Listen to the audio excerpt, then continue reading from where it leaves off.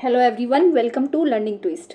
तो यह है क्लास 8 इंग्लिश की जो आपकी बुक है पूर्वी, उसका यूनिट 3 है मिस्ट्री एंड मैजिक। उसका चैप्टर है स्पेक्टिकुलर वंडर्स, ठीक है, यानी कि अनोखे आश्चर्य। तो इसका जो पार्ट 1 है वो चैनल पर जा चुका है, लिंक आपको मिल जाएगा उसका डिस्क्रिप्शन बॉक्स में। तो हम जो है इसका पार्ट 2 शुरू कर रहे हैं, ठीक है। तो इसमें क्या है, इस चैप्टर में जो है कुछ ऐसे आश्चर्य बताए गए हैं जो देखने में बिल्कुल इम्पॉसिबल है, लगता है कि कैसे हैं, लेकिन वो सारे नेचुरल हैं, ठीक है। वो भगवान के द्वारा बनाए गए हैं, वो प्राकृतिक हैं, वो सारे नेचुरल हैं। तो आप जब उसको पढ़ोगे तो आपको खुद लगेगा कि भाई ऐसा कैसे हो सकता है। तो ऐसी ही बहुत सारी चीज़ें हैं जो हमने पार्ट 1 में कवर करी हैं। अब हम जो है पार्ट 2 शुरू कर रहे हैं। तो पार्ट 2 में जो चैप्टर आएगा, वो जो टॉपिक आएगा वो आएगा glowing waters of Kerala. Kerala का ग्लोइंग वाटर्स, चमकीला पानी, ठीक है। तो देखते हैं क्या है ये। तो चलिए इसको शुरू कर लेते हैं। Situated 15 kilometre from Kerala's Kochi town, Kumbalangi is a beautiful village with vast green vegetation, ठीक है।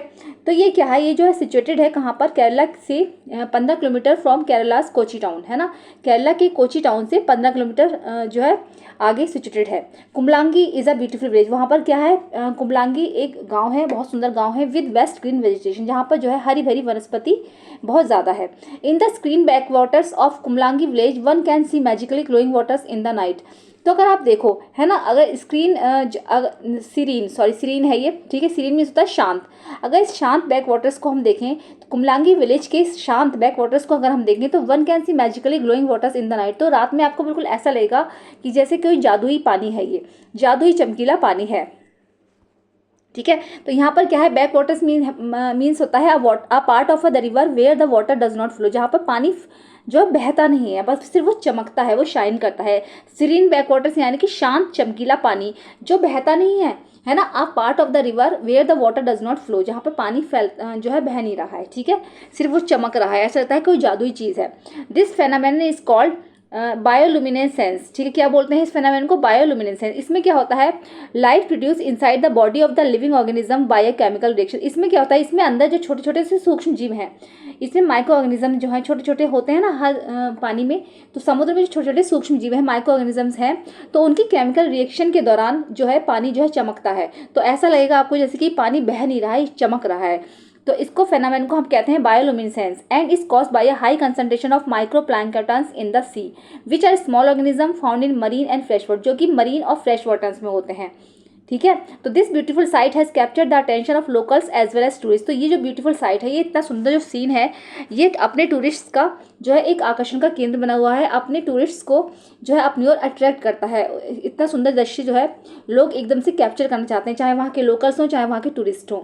Making Kumbalangi an eco tourism village in India, इसी वजह से जो कुमलांगी है एक इको टूरिज्म विलेज बना हुआ है भारत में। इको टूरिज्म यानी कि tourism that is responsible towards preserving the environment, ऐसा टूरिज्म जो कि एनवायरमेंट को समेटे हुए है, जिससे मतलब एनवायरमेंट को कोई नुकसान नहीं है, एनवायरमेंट को वो समेटे हुए है अपने अंदर, तो नेचुरल है वो। तो वो कुमलांगी जो विलेज है वो इको टूरिज्म विलेज बन चुका है भारत में। One can experience the village life in all its beauty and simplicity and acquaint oneself to their cuisine and culture. ये जो है जाना जाता है अपने इस यहाँ का जो एक अलग ही अनुभव है, यहाँ की जो नेचुरल ब्यूटी है या फिर यहाँ की गाँव की लाइफ ले लो उसका अनुभव, और यहाँ की जो सिंप्लिसिटी है and acquaint oneself to their cuisine and culture, यहाँ के भारतीय खाने, कजीन एंड कल्चर, और जो यहाँ का वो है कल्चर है, जो यहाँ की परंपरा है, ठीक है, उसके लिए ही जाना जाता है। चलिए आगे देख लेंगे। नेक्स्ट आएगा द सुंदरबंस, ठीक है।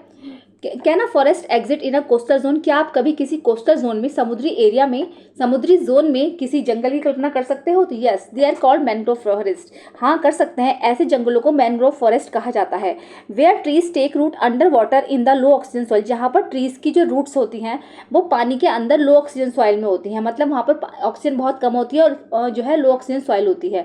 The roots slow down the movement of tidal water, ये जो रूट्स होती हैं ये टाइडल वाटर्स के मूवमेंट को धीमे करती हैं, ठीक है। जो पानी ज्वारीय पानी होता है जो आ रहा है जा रहा है, तो उसकी जो उसके मूवमेंट को रोकती हैं, मतलब जो उसको होल्ड कर रखी हैं जड़ें पानी में, तो पानी को जो है पानी से, इससे क्या होता है, इससे जो लैंड जो है मजबूत बनी रहती है, जो किनारे होते हैं उसमें ज़्यादा कटान नहीं होता, क्योंकि वो रोके रहती है, पानी की जो धाराएं हैं वो तेज नहीं आती, है ना।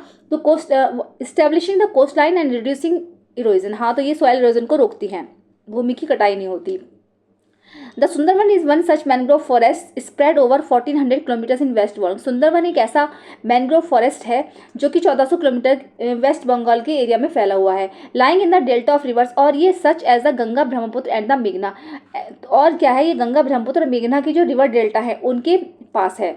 ठीक है, तो 1400 किलोमीटर वेस्ट बंगाल में फैला हुआ है, और ये जो नदियों का जो डेल्टा है, गंगा ब्रह्मपुत्र और मेघना जो डेल्टा बनाती हैं नदियाँ, उसके आसपास है। The name is derived from Sundari trees that are plentiful in the area. इस जगह का जो नाम है सुंदरवन जो पड़ा वो सुंदरी ट्रीज की वजह से पड़ा। ठीक है, क्योंकि सुंदरी ट्रीज यहाँ पर मतलब जो ज़्यादा पाए जाते हैं उनका नाम होता है सुंदरी ट्रीज, इसी वजह से उसका नाम सुंदरवन पड़ा है। That are plentiful in the area, जो इस एरिया में ज़्यादा से ज़्यादा पाए जाते हैं। The area is also populated by an extensive range of flora and fauna. इस एरिया में बहुत ज़्यादा फ्लोरा एंड फोना की प्रजाति मिलती है। फ्लोरा एंड फोना मैं फिर बताऊंगी। फ्लोरा जो होते हैं क्या होता है, उसमें प्लांट्स स्पेसीज होती हैं, और फोना में जो होते हैं एनिमल्स स्पेसीज होती हैं। तो सारा इनको प्लांट्स और एनिमल्स को मिलाकर फ्लोरा एंड फोना बोला जाता है। तो इसमें जो है एक्सटेंसिव रेंज है, यहाँ पर बहुत ज़्यादा संख्या में निवास करते हैं, इंक्लूडिंग मैनी बर्ड्स स्पीसीज, बल्कि इसमें क्या है बहुत सारी बर्ड स्पेसीज भी निवास करती हैं। The majestic Bengal tiger and other threaten species, ऐसे ही मैजेस्टिक बंगाल टाइगर या फिर दूसरी थ्रेटन स्पेसीज ले लीजिए, जैसे कि such as the estuarine crocodile and the Indian python. ठीक है, एस्टुराइन क्रोकोडाइल यानी कि लिविंग इन एस्ट्यूरी, जो कि एक एस्ट्यूरी में रहता है, an area where a fresh water river meets the ocean. हाँ, जहाँ पर एक ऐसा एरिया जहाँ पर फ्रेश वाटर नदी जो है वो ओशन से मिलती है, तो ऐसे में जो है एस्ट्यूरी में जो रहता है एस्टुराइन, तो एस्टुराइन मिलता है, एस्टुराइन क्रोकोडाइल मिलता है यहाँ पर, नदियाँ मतलब समुद्र से मिल रही हैं, तो एस्टुराइन क्रोकोडाइल मिलता है यहाँ पर, और एक इंडियन पाइथन भी यहाँ पर मिलता है। चलिए नेक्स्ट टॉपिक आएगा द इनविजिबल चंदीपुर बीच उड़ीसा। उड़ीसा का इनविजिबल चंदीपुर बीच, यानी कि बीच जो है गायब हो जाता है। क्या कभी आपने सोचा है ऐसा? Have you seen things disappearing in front of your eyes? क्या आपने देखा है कि आपकी आंखों के सामने ही कोई चीज़ जो है गायब हो जाती है? Well such things happen at times, लेकिन ऐसी चीज़ें भी होती हैं। When we keep things at some place and just forget where we have kept them. तो जब हम देखेंगे कि हमारी आंखों के सामने ही कोई चीज़ है और वो हमारी आंखों के सामने ही वो गायब हो रही है, तो but what if there is sea that disappears. लेकिन अगर क्या हो कि अगर कोई समुद्र हो वो हमारी आंखों के सामने ही आए और हमारी आंखों के सामने ही गायब हो जाए, तो दिस हैपन्स इन उड़ीसा। तो उड़ीसा में ऐसा ही होता है। It is the beach of the Balasore district where one can witness the sea disappearing mysteriously. तो ये एक ऐसा बीच है बालासोर डिस्ट्रिक्ट में जहाँ पर जो है लोग खुद गवाही देते हैं कि हाँ ये जो है मिस्टीरियसली गायब हो जाता है। मिस्टीरियसली मतलब रहस्यमय तरीके से। The Chandipur beach which is known for its unique feature of playing hide and seek with its visitor. Chandipur beach है इसका नाम, जो ये चांदीपुर बीच के नाम से जाना जाता है, और इसका एक यूनिक फीचर ये है कि अपने विजिटर्स के साथ हाइड एंड सीक खेलता है, मतलब आंखों के सामने आएगा और आंखों के सामने ही गायब हो जाएगा। ठीक है, इसका दूसरा लॉजिक ये भी है कि दिस हैपन इन उड़ीसा। एक तो ये उड़ीसा में है, it is a beach of the Balasore, ये हो गया। हाँ, the sea can actually be witness disappearing and रीअपेयरिंग।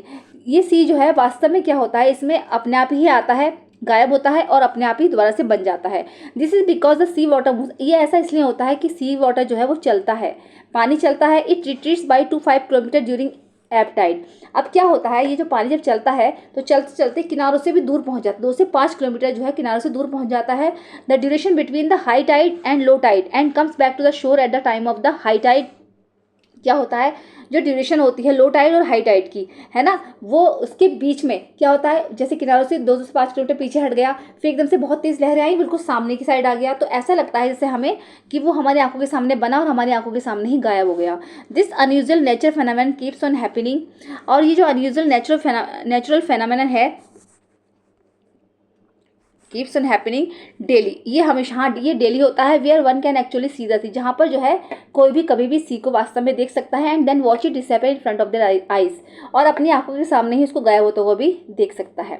These all inspiring natural wonders of India highlight the mystic of the countries landscapes. ये जो जितने भी नेचुरल वंडर्स बताए गए हैं, ये भारत की हाईलाइट को, है ना, भारत की जो भारत को हाईलाइट करते हैं कितनी मिस्टीरियस तरीके से, कितने रहस्यमय तरीके से ये कंट्री का लैंडस्केप संभाले हुए हैं। Each phenomenon telling its own history of nature's artistic flair and enigmatic charm. हर फेनोमेनन जो भी चीज़ है वो क्या है, वो अपनी एक अलग ही स्टोरी बताता है नेचर्स के आर्टिस्टिक फ्लेयर की, कि मतलब प्रकृति से इसका कितना जुड़ाव है, प्रकृति ने कैसी कैसी संभावनाएं यहाँ पर पैदा की हैं। एंड एनिजमेटिक चार्म, और जो एक पजलिंग, एनिजमेटिक मीन्स हो गया पजलिंग, जैसे कहते हैं ना पहेली टाइप की, ये सब चीज़ें एक पहेली जैसी लगती हैं। चाहे वो वाला कह लो जो रोड था, है ना, उसमें कार सिर्फ चलती हैं तो आपको ऐसा लगेगा कार अपने आप ही चलती प्रतीत होती है और ऐसा लगता है इससे ऊपर की साइड उठ रही है। ऐसी इसमें मान लिया जाए जैसे केरला का वाटर है उसमें जो चमकीला पानी होता है, लेकिन वो होता तो सूक्ष्म जीवों की वजह से, माइक्रो ऑर्गेनिज्म की वजह से, लेकिन लगेगा ऐसा कि पानी चमक रहा है ना। तो ये सब चीज़ें हैं। तो natural world and they challenge our understanding of the natural world and captivate our senses.